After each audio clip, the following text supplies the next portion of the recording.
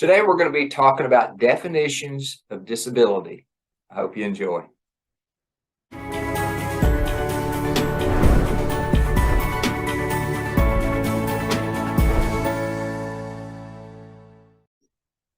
Probably the most overlooked coverage when it comes to different types of insurance is disability income, or you might also call it income protection, paycheck protection coverage.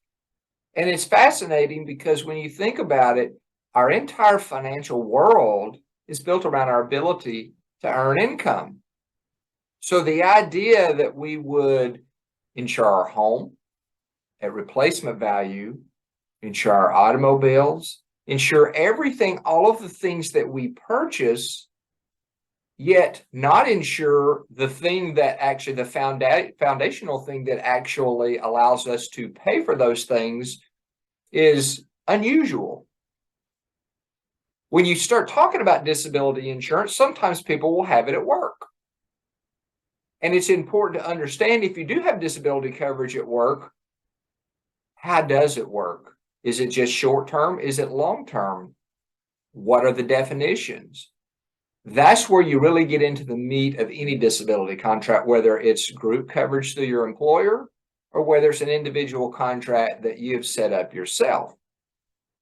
The coverage is only as good as the definition. Because if you think about it, if I had coverage that says it'll only pay a claim if the disability occurs during a hailstorm when I'm run over by a stampede of zebras, well, guess what? That's probably going to be pretty inexpensive coverage because they're never going to pay a claim.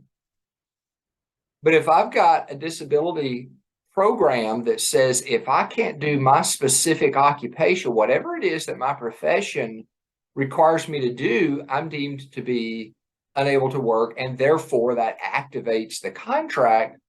Well, that's a whole different ballgame. And that's where you get into the definitions of disability. So what does the contract say has to occur in order to activate that contract? If we're talking about the Social Security definition of disability, which is fairly broad or liberal, basically it's going to say you can't do anything for gainful employment. So it doesn't matter if you're a physician or if you have some very specific, if you're an engineer, if you can flip hamburgers at a fast food joint, they could say, well, you can still have gainful employment. If you have a disability contract, if that's your definition of disability, it's going to be really hard to ever activate it unless you have some kind of really severe disability. On the other hand, if you have a contract, again, that says it's what's called own occupation, then that is going to deal with your specific occupation, and it's going to be designed for that, and it's going to be set up. There's also a number of different definitions in between the most liberal, which is the Social Security definition, and then own occupation, which is the one that's the most effective. There are several in between there as well. So if you're considering disability coverage, or even if you have it, you want to know what it takes to activate that contract.